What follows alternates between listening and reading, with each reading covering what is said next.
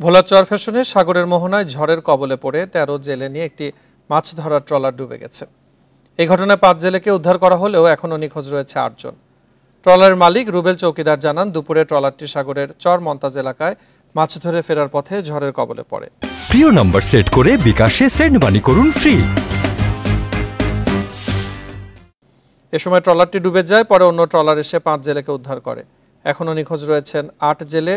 Trawler ডুবির ঘটনায় এখনও উদ্ধার অভিযান শুরু করেনি কোস্টগার্ড, নৌ পুলিশ। স্বজন ও স্থানীয়দের সহযোগিতায় উদ্ধার কাজ চালানো হচ্ছে।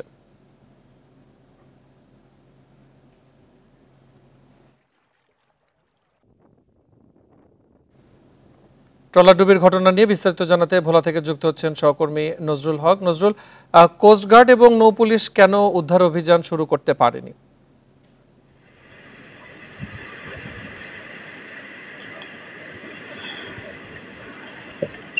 দেখুন, আজকে দুদিন ধরে ভোলা জেলার বিভিন্ন এলাকায় কিন্তু টানা বৃষ্টি হচ্ছে এবং যখন বৃষ্টি হয় তখন নদী বা সাগরে ইলিশের পরিমাণ একটু বেশি পাওয়া যায়। এই বেশি পরিমাণে ইলিশ লাভের আশায় ভোলার চরফ্যাশন থেকে একটি জেলে ট্রলার ১৩ জন জেলে নিয়ে সাগরে যায় এবং সাগরে তারা পটুয়াখালীর চর মন্তাজ এলাকায় মাছ শিকার করে। মাছ শিকার করে তারা যখন ভোলার উদ্দেশ্যে ফেরত আসছিলেন, ঠিক তখনই সাগরের মোহনায় ট্রলারটি ডুবে যায়। ডুবে যাওয়ার পর তারা দিকবিদিক হয়ে যায়, সাগরে ভাসতে থাকে। অন্য ট্রলার এসে ৫ জন জেলেকে উদ্ধার করে, কিন্তু বাকি ৮ জন জেলের ভাগ্যে কি হয়েছে তা এখন পর্যন্ত জানা সম্ভব হয়নি। আমি ট্রলারের মালিক রুবেল খানের সঙ্গে কথা বলেছি। তিনি আমাকে রাতে জানিয়েছেন যে তিনি একাধিকবার কোস্টগার্ড এবং নৌ পুলিশের সঙ্গে যোগাযোগ করার চেষ্টা করেছিলেন, কিন্তু তাদেরকে পাননি। এবং আমি নিজেও কোস্টগার্ড এবং নৌ পুলিশকে ফোন করেছিলাম, কিন্তু তারা ফোন রিসিভ করেননি।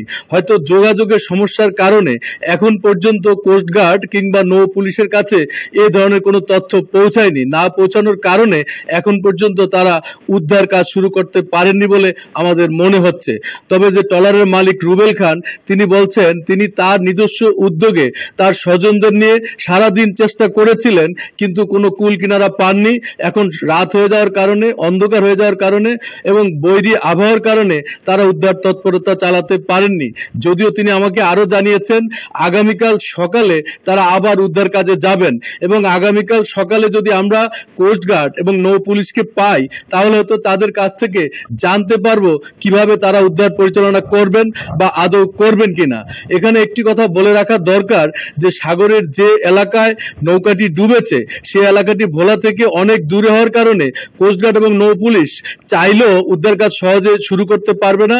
তাছাড়া ভোলা এবং পটুয়াখালী এই দুটি অঞ্চলের মাঝামাঝি জায়গায় এই ট্রলারটি ডুবে যাওয়ার কারণে এটি কি ভোলা অঞ্চলে ডুবেছে না পটুয়াখালী অঞ্চলে ডুবেছে সেই সিদ্ধান্ত নিতে নৌ পুলিশ এবং কোস্টগার্ডের কিছুটা সময় লাগবে বলে আমাকে স্থানীয়রা জানিয়েছেন।